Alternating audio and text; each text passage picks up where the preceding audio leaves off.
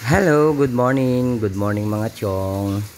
So for today's video nga is akabit namin yung bracket ng TV sa wall para makabit na yan.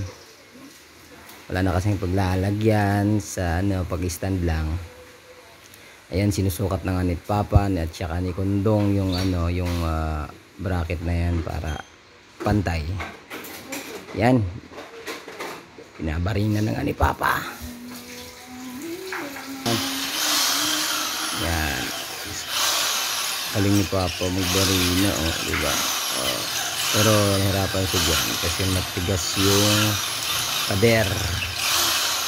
Shout out sa'yo, Papa. Sige pa.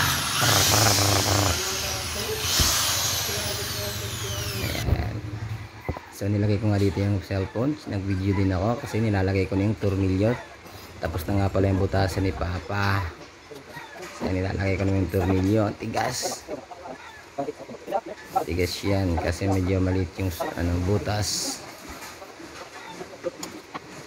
Tapos pinukpo ko na lang nga kahit para papano bumaon yung tornilyo. Okay naman siya.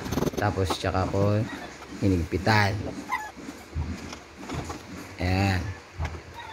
May viewers pa ako si Papa. Nanonood lang sa akin. Ayan. Nagmamando. Ayan. Kaya ikakabit niya ang... So ayan na nga. Kakabit ko na yung TV sa wall.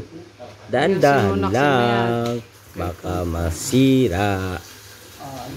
Medyo sensitibo ang TV. Okay, pantay na ba? Ayos na.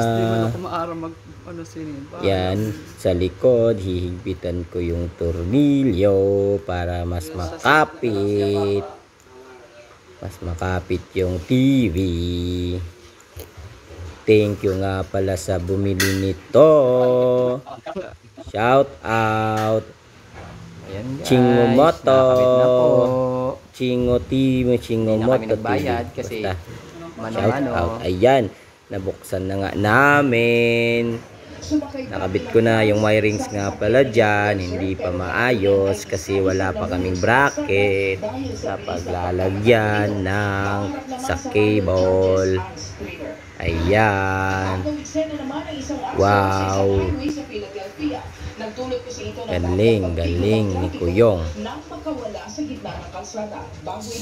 Chong, si Kuyong lang nag-ayos niyan. Walang tulong dyan si Papa. Si Kuyong lang. Joke lang. Kami ni Papa niyan. Ayan mga chong. Bye-bye. Support my channel.